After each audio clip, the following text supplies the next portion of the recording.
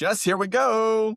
Is this fill in the blank yours? Episode 2 of 5. Today, we're going to talk about this. Is your offer actually yours? We have experienced and watched just how many coaches, countless coaches, step into this space of coaching or transition into this space of coaching and make an offer that isn't theirs. And that's a big, big problem. Yeah, well, we talked about last episode how the messaging and the language has to be yours. Mhm. And so the natural next step or the byproduct of that is if you're not using the right language, then of course you're not articulating the offer well. Right. And that creates a lot of problems, most, obviously a revenue problem. Mhm. And so I think it's a really important conversation to have. One as a callback to the last episode, but also continuing forward to really help people understand how important it is to make sure that something is owned and authentically you at Yeah. all times so that Mhm. people are actually interested in it and ready to buy it. Well, and in here, let's start at the top, right? If your offer isn't yours, which also ties into your messaging, here's what happens. You get exhausted, right? It's exhausting to carry the load of something that isn't yours.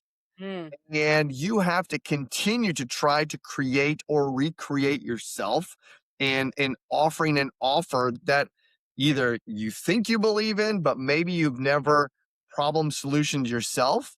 And so your word that you use there is so on point. You feel inauthentic. And it's such mhm. a heavy lift. Oh, it's exhausting to put on your shoulders. I have this offer and it's not yours. Well, let's talk about first kind of the trap that we see so many coaches fall into here. When we Mm, say authentic, that might feel kind of distant to them. They're like, "No, I'm showing up genuinely. It's sure. all mine." And Hmm. I think the first thing that we really see when we start talking about offers is somebody modeling or, from our old days, we used to call it R&D, rip off and duplicate. Sure. They're R&Ding somebody else's offer because they've seen it work in the marketplace, and they're like, "Oh, well, if people are buying that, then they'll buy it again if it's coming from me." Hmm. That's right. And so it's wildly interesting to watch somebody try to mimic versus build their own model. Mhm. Just I'm gonna come right out and be fully transparent and honest with all of our listeners right now. I've done this. Right? I have done this. When I coached with Dan Martell, he was the king of model creation, and I'm sure he got it from somebody else. And I was like, oh my gosh, that landed so well with me. I can't wait to go share with my people. And I would study and I would practice and I would write these things out. And it was so exhausting going into a teaching mode with a model or an offer, if you will, even though we're talking about offers today, that wasn't mine. I hadn't, right? Or back in the day, we used to say you had to do what? Memorize, internalize, and then personalize, right? When we were Mhm. talking about scripts in the real estate space, memorize, internalize, and personalize. And I went into that. I was like, oh gosh, I got to memorize this. And then I got to memorize, internalize it. And then I got to personalize it. Oh my gosh, but I just learned it yesterday and I got to go teach it today. Oh, exhausting, Jess. So I've done this and it's not Well, fun. it's funny that you said you were gonna be, open there because I totally thought that you were gonna talk about the business model of I Love Coaching, not just models inside of your Oh, teaching frameworks, no. because that's another perfect example here. Yes. It and I'm not saying this to be negative or anything like that, but I think it's a relevant thing to put out into the world is when you started ILC, you were copying another coaching company's business model. Sure. Yeah. You were trying to personalize it like you were saying and make it your own, but you were still copying somebody else's model. Mm, And it wasn't until I joined you and we started talking about what your vision was, and we mhm. figured out that there was misalignment between your vision and the model that you were trying to run. And so it took time. We didn't do it right away, but we sat together and worked through what would it look like to build the model that fits the vision Sure. and So create an offer for that. so basically, y'all, what we're saying here is I've given Jess the nickname the professor. We get to now change it or at least add to it, and we're gonna call her the savior. I'm totally kidding. Totally kidding. Do not elevate me to that level, sir. I do not need that in my life. Though you're absolutely right, is again, we come from, we're going to use our own internal language, but past containers, right? And when I came from that coaching world that I was in, I only knew of that model, right? I only knew of that model. But here's the thing, did I really only know that model, or did I see that model work and have success, as you mentioned, and just try to Mhm. duplicate that model? And guess what? I didn't like that model. I didn't want that model. You And that rejected the model and yet you copied it because you knew it worked. That's right. Yeah. And we see that in coaches all the time is again coming from a model, bringing that model into life and saying, "Hey, I've had success over here and we get to do this here." You know, we've seen coaches do this countless times over and over and over. And it's almost like, you got to treat your kids. You got to go learn the lesson that doesn't work, even when they come ask you, "Hey, do you think this is going to work?" And you're like, "No, it's not going to work. And here's why." But they don't ever listen to us. Well, I'm going to go back just a second. I don't want to be called the savior. I think you gave me the right title when we first met, which was architect. Yeah, for And sure. so because here's the thing is when somebody understands the outcome that you're desiring, the vision that you have and can Hmm. help ask the right questions, then they can help you build the thing. That's right. And so that's exactly what happened with us was I internalized and personalized your vision, but at the same time we built something that aligned with exactly what you were desiring without trying to copy somebody else. Yeah. We took pieces Hmm. of a bunch of different influencers, models, coaches, etc., but we built our own based upon the learning opportunities that we had through all of those experiences. Right. And so I think to go back to the premise of this episode, when we are talking about building an offer, you have to take what you've learned. You can say, yes, this was great, or no, this was a negative experience for me, but you have to build your own thing. Hmm. And when you do that, it makes pitching that offer, inviting people to that offer that much easier because you aren't stuck either over explaining something that doesn't quite align or apologizing for something that feels like an uncomfortable thing that doesn't Yeah, quite fit. totally true. And this takes time though, right? This Yeah. really takes time. And that's something that we want to emphasize is this simply just takes time. And you got to be able to give yourself, Jess and I were talking about this earlier, the creative space, right? The Hmm. creative space to go ahead and our phase one of the blueprint, we internal to go external, right? You've got to go inside before you go outside. And if we look at the growth of ILC, I never went inside, Jess. I just stayed completely outside in the very beginning and said, "Oh, worked. Let's try it over here." And yeah, that's not what we have today. So, is your offer actually yours? Pause the podcast right now, and I want you to go look at the offers you have ready to go out to the marketplace, to go out to your avatars, and really dissect them. Are they my offers? Or am I R&D'ing, as Jess said, or have I memorized, internalized, and now I'm just personalizing someone else's offer? Because if you are doing that, Jess, what would you say to them? I have many things I'll Well, say. I mean, it's going to make all of it harder. It's Mhm. going to make your entire growth trajectory more difficult. Yes. That's the short version of it is when something isn't 100% yours, it Mhm. means it makes it harder for you to sell, it makes it harder for you to sustain, it makes it harder for you to scale. Mhm. Yes, absolutely. And so go back and look at these offers, right? You may have an offer for a one on one approach. You may have an offer for a one to many approach. You may have an offer for a keynote, whatever it is. But go back and look and simply say, okay, is that my DNA or is that DNA that I've gotten from somewhere else?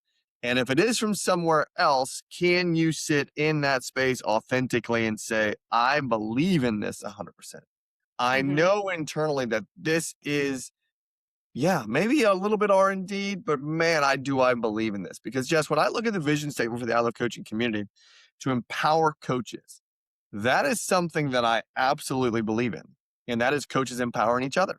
We have a segment on our community call that's the coaches coaching the coaches. It's not Mhm. Adam coaching the coaches. It's not Jess coaching the coaches. It's a collective group, and that was my vision all along: was to build a community where they served each other, not a community or a company where it was a top-down approach. And I, Thursdays are my favorite days. When we do our community calls, Thursdays are my favorite days because number one, I get to be with my peeps. And number two, I get to actually get coached up myself. Okay, that's a lot of internal talk there. But at the end of the day, you've got to be able to step in and look at your offer and say, wow, I kind of want to be like Adam and Jess and can't wait till Thursday comes because that's what literally fills me up. My heart, my soul, my brain, my smile, all that feels good because it's Well, that's the key thing there. And when you have something that's 100% yours, like I said, it makes everything easier. It's the sale, the sustainability, the scale. And I didn't mention another word with that, and that's pricing. I mean, mm, it literally makes every piece of an offer easier when totally. it's 100% yours. And Mhm, that energy boost, like you said, for the Thursdays for us makes us have more confidence in everything we're presenting in the world. mhm, So when you create something that's yours, when you price it well, and when you have people have success through it, it creates this kind of snowball effect of mhm, value, of affirmation that you're doing the right thing, of ownership, all of that. And mhm. so I do think that when you can create something that's 100% yours, it gives you confidence and crushes imposter syndrome significantly faster than when you try to R&D somebody else's thing and then you're uncomfortable in pitching it. Yeah, for sure. And let's stay on pricing for a second. And the pricing there, let's take coaches who we've watched again come from different environments and more of dependent model approaches. When they go to the one-on-one, they stay with that same pricing, right? It's Mhm. fascinating to watch because that's just what they think and that's what they know. And they put the value on themselves because that's how they were valued before, not the offer, right? Not what that person was going to get from you, but you. And that's just not a good approach, right? You need to understand that. And we watch coaches underprice themselves all the time because they're coming from an offer that's not theirs. Right. Well, yeah, they're pricing something that they saw in the marketplace or they're R&D'ing, Yep. and when they do that, they don't have confidence in the outcome or the payoff like we've talked about in previous episodes. Totally. And if you're not pricing your payoff, but you're pricing because you're mimicking, Mhm, then it's going to make the whole thing feel icky. I mean, for lack of a better word. It feels wrong and mhm. you lack confidence in it, and that bleeds through into every conversation. Yeah. Yeah. Well, I don't know if it feels so much wrong as it doesn't feel yours, right? It's just like, okay, I'm going to take That's like from putting on a pair of shoes that aren't yours that somebody else was wearing, and, like, the foot indent is there, and you're like, "This isn't my foot indent." Like, it feels wrong. I don't know. I've never worn anybody else's shoes before. You never accidentally slipped on somebody else's shoes? I've always had big feet. No one's shoes ever fit my feet. So I Okay, don't. fine. Well, see, like, I borrowed my husband's shoes to go out to the mailbox or something, and, like, our foot size is, like, 4 sizes different, right? And so where my foot lands in his indent is Mhm, wrong. Not only mhm. is the shoe too big, but I'm like, "Hey, your toes are not in the right spot, or your arch is not in the right spot." It does feel wrong when you're trying to wear somebody or put I on get it. somebody else's clothes, whatever it is. I mean, if you accidentally put on Dana's jeans, I don't Mhm. know, That'd be weird. which Yeah. there's a Mhm. story about my father-in-law accidentally wearing my mother-in-law's pants to work one day because he grabbed them out, like, of the closet in the dark, and she left a voicemail at his work going, "Donald Weber, are you wearing my pants?" Which still That's it. makes me laugh to this day. Yeah. But seriously, no matter what it is, if you're putting on something Mhm. that's not yours, it's gonna feel incorrect. Mhm. Mhm. Yeah. And It will feel incorrect, and it's going to feel well, here's the thing. Everyone's going to experience a feeling, right? So we don't need to Mhm. project what you will feel, though you will feel a feeling in this space of when your offer isn't yours. And when it comes to pricing or having a conversation around pricing, you will feel something. And here's probably what you will feel. I'm going to put this out there. You're going to feel when it comes to pricing that you need to actually lower your price. That's what you're going to Yeah. feel. You're going to feel that you need to lower your price and pause time out right now. If that is you, thank you for being honest. And Justin and I are going to tell you right now, go the opposite direction and raise your price, Mhm. right? You do not have to lower your price, but what you do have to do is you've got to answer this question. Is the offer yours? And if it's Mhm. not, we got to talk about building your offer specifically. Well, and if you have put this offer out there and your clients are getting results through the offer, Mhm. then you're going to see and feel things in that space as well, just like the pricing space. So if the offer is yours, then you are going to feel really good when they get the defined outcome that you've named, that Mhm. payoff. So Yeah. that's why Adam and I are jazzed on Thursdays, because our people are showing up, they're engaging with our offer that we built for our unique business, and it feels all aligned. It Yep. feels right. Yes. The pants fit, right? Mhm. But when a client gets a result through something that you didn't actually create and you are modeling or mimicking, you don't get the same satisfaction from Yeah, it, because you know that it wasn't 100% yours that got them there. You that's right. borrowed the tool, you borrowed the model, you borrowed the language, you borrowed something, and therefore it's not yours as much. You didn't internalize it and personalize it. And so it's going to actually remove confidence in the offer for yourself as well, and Mhm, make it harder to build momentum, or that snowball effect I was mentioning. mhm. And so Yeah, I really, really want listeners to hear that you have everything you need to create a unique offer for yourself. You might want feedback on it, and that's where things like our community are an amazing opportunity, and our challenges and our intensives and things.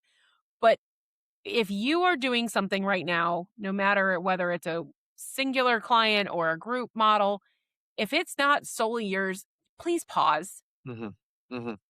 because Yeah. it makes a difference. Well, and here's the other thing I wanna say with that too, as it relates to clients. As it relates to clients, as it relates to your churn or your retention.